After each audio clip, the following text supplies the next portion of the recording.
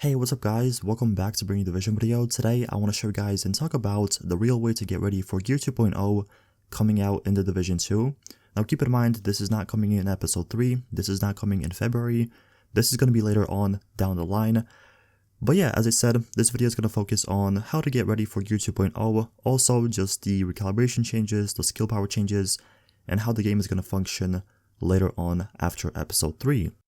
Now, I do understand there's going to be some people coming back to the game in the next couple of weeks for episode 3, or just maybe coming back for the update that is planned ahead, and I wanted to make this video again give you guys a little guide on what you can do, how to prepare your character if you are coming back to the game or you are a new player, but also if you are a veteran, so you're not really sure what to do, what you can farm in the meantime until we wait for all these changes with Gear 2.0. So I hope this video does help you guys out. If it does, don't forget to leave a like, subscribe for more videos, and let's get right into this. Alright, so the first thing I do want to talk about is actually maxing out your specializations. Now, as you guys can see, this is something I do have to do myself.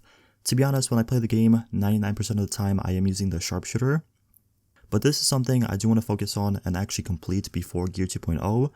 And I would recommend doing this as well, especially if you are a very active player on the game, like you get on every single day and you're really bored or you don't really know what to do. This is something I would highly recommend you do because one, not only are you focusing your time on something a little bit different because all of them do have specific kind of requirements you do or you have to complete, but you're also getting a different feel for a different specialization.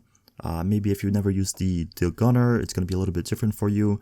Something like the technician is going to change up your gameplay as well. So that's something to kind of refresh your gameplay, and it's also something to consume your time in. I will say, if you are a new player or coming back, I would really just focus on maxing out 1 or 2 specializations if you don't have any of them maxed out. Now obviously it's up to you, you can max out whatever you want, but I would recommend maxing out the sharpshooter and maybe something else. But just overall, if you are new, if you're coming back and you don't have anything upgraded, the sharpshooter is what I would recommend focusing on. It's really going to help you out for the majority of the builds in the game. Now really quickly, I do want to say, to upgrade your specializations really quickly, I would recommend doing the invaded missions. Anything that's invaded, or like the invaded strongholds as well, this is going to give you pretty much points to upgrade your specialization. So you guys can see right here, the Jefferson Trade Center, if I complete this one, it is going to give me 5 survivalist points. So it's not a lot, but if you just farm the missions that are active whenever you get on the game, those points will accumulate and you can upgrade your character pretty quickly. Also, anytime you rank up, you will receive points. Anytime you do a bounty as well from the White House, you will get points as well. Now you have to be careful and look at some of the bounties. Some of the bounties won't give you actual points for your specialization, but like this one, it gives you 3 survivalist points. So you can pretty much do this quite quick, I will say. It is maybe sometimes a little bit challenging if you're doing it by yourself, but if you're doing it with a friend, just running missions, just playing overall with a different specialization will upgrade your character and you will get these points. But again, if you're solo, if you just want to focus on getting the most amount of points for your time, doing invaded stuff, bounties is pretty much the best way to do. The next thing I do want to talk about is actually farm the exotics that you're missing. Now with Gear 2.0, some exotics are getting a little bit of a rework, some exotics are getting a little bit of a buff. We're not really sure what they're doing specifically or how they're changing them, but some of them might be a little bit better in the next update. And I will say that farming exotics, especially the ones you're missing, is a really great way to consume your time once again. Instead of farming for builds, instead of farming for gear that will eventually be changed in Gear 2.0, you can farm something like the exotics that will have the same function. They will stay pretty much the same in Gear 2.0. You know, if you have the chatterbox, it's still going to give you rate of fire. If you have the Nemesis, it's still going to give you headshot damage. So the exotics are not really going to get changed. And if you are still missing some of them, if you still want to get a specific exotic, but you maybe don't want to get it, or you're feeling lazy, whatever, this is something to, again, kind of consume your time and to get ready for Gear 2.0. I will say, if you are new to the game or you're coming back, I would highly focus on getting the exotics that you want to use or you know that are good and going to benefit your build. Once again, something like the Nemesis or the Chatterbox is something I would highly focus on if you don't have those exotics already in the game. But if you do, then farming anything else will also benefit you in the future, because we're not really sure what kind of combinations you will be able to use in the future. So having all of them is pretty much the best kind of situation you can be in for the future. I do want to say that farming Grand Washington Hotel mission is a very, very good mission to get something like the Sweet Dreams shotgun, the Merciless, or also the Sawyer's knee pads. From that mission, I have received multiple of those exotics. Obviously, it's not guaranteed, but if you farm the mission enough, it's not too long of a mission. If you farm it enough, you will receive some exotics at the end. And, you can get something else from that mission, like exotic-wise, but personally, I have received those 3 exotics the most from that mission. So if you are missing any of them, just try playing that mission and see if you can get lucky. And the last thing I do want to say is I will have a link in the description to a website that pretty much provides all the information on how to get exotics. So if you are looking for the chatterbox, it's going to give you step-by-step instructions of what you should do or what you have to do in order to get the chatterbox. If you want to get the nemesis, it's also going to give you step-by-step instructions of what you have to do in order to unlock it. Up next, I do want to say that stockpiling your named gear or your named weapons is pretty smart for Gear 2.0. If you don't want to use it, you could just put it in your stash and save it until Gear 2.0 is in the game. But you can get most of these items by just checking out the vendors every single week or every single day, like the Thieves' Den vendor. If you check out the Thieves' Den vendor, he does sell a specific item. It can be a weapon or a gear piece. Every single day, he resets every 24 hours, so you can go in there. It does cost DZ credits. It's not actual credits if you didn't know, but you can check out some of the items from him every single day and just purchase whatever catches your eye.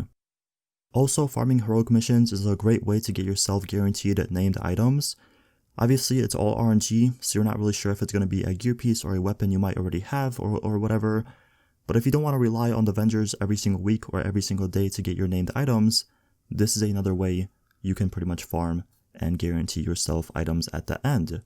Now, obviously, you might not collect everything before Gear 2.0, but whatever you can get, if it's a gear piece, a weapon, put it in your stash and just save it for Gear 2.0 so you can use it later on. That leads me into my other point is stockpiling your resources, anything like credits, crafting materials, DZ credits, everything, just stockpile them. Again, if you have nothing to do, just collect loot, sell it, deconstruct it, free roam the map, open any containers you can see so you can get crafting materials. Obviously, crafting is getting changed as well, so it's going to be pretty important to have some materials so you can craft and stuff like that, and also enough credits that you can actually, recalibrate and stuff like that. So this is something that's really important. I'm sure most of you guys already are stacked up on items like this if you have been playing the game. But if you're not, if you're coming back to the game, focus on just collecting as much things as you can physically possible, from materials to credits to DZ credits, whatever you can get your hands on. The next thing I recommend doing 100% is actually stockpiling on your Gear Score 500 vests and your backpacks for more talents to be available to you once the patch comes out. As you guys know, with Gear 2.0, you can only get talents on your backpack and your chest piece.